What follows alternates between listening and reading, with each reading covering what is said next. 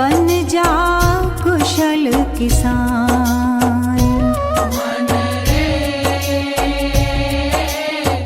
बन जा कुशल किसान। मानव जीवन खेत है उर्वर, मानव जीवन खेत है उर्वर।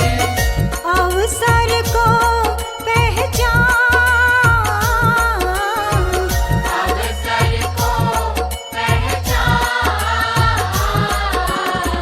बन जा कुशल किसान। आदमी स्ट्रेस में जी रहा है, शरीर की बीमारियां, मन की परेशानियां आदमी को पूरी तरह से लेकर के बैठी हुई।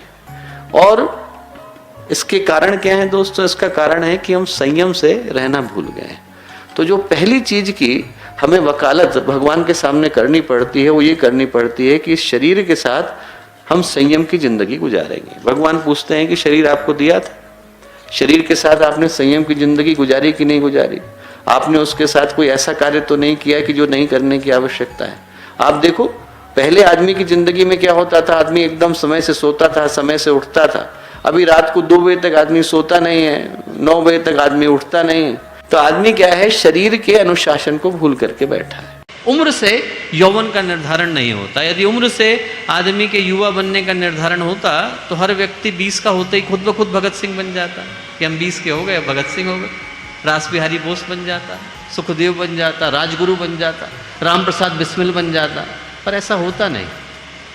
हर व्यक्ति 8 का होते ही ध्रुव, नचिकेता, प्रहलाद, श्वेतकेतु, उपमन्यु नहीं बन जाता।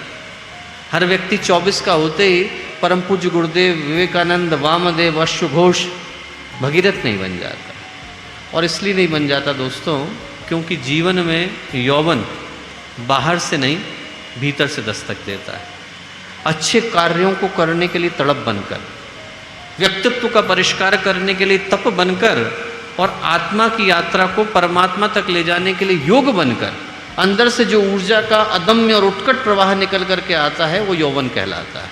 हर व्यक्ति अपने साथ दिव्यता की और महानता की संभावना लेकर के आया है। हनुमान जी भी लेकर के आए थे। भूल गए थे कि उनका उद्देश्य क्या है, भूल गए थे कि उनके अंदर कितनी शक्तियां हैं। वही हनुमान जी जो सूर्य को देखकर सेब की तरह से लपकने के लिए दौड़े और उसको अपने मुंह में छुपा लिया, वो हनुमान जी भूल करके इतनी दयनीय अवस्था में पहुंच गए, इतने डरे सहमे से घूमते थे कि जब भगवान राम और भगवान लक्ष्मण उनके वन के अंदर आए तो ब्राह्मण का वेश धर करके पहुंचे कि क्षत्रिय कुमार ब्राह्मण के ऊपर हथियार नहीं चलाएंगे। इतना डर गए थे। वही हनुमान जी, उनको जब जामवंत ने याद दिलाया कि का चुप साध रहा बलवाना, जैसे ही ये शब्द उनके कान के अंदर गए दोस्तों, उनके अंदर के पवन पुत्र जाग गए, उनके अंदर के संकट मोचन, उनके अंदर के मारुति जाग गए। भूल जाता है इंसान। आप में से प्रत्येक व्यक्ति महाकाल की योजना का अंग बनने के लिए पैदा हुआ है।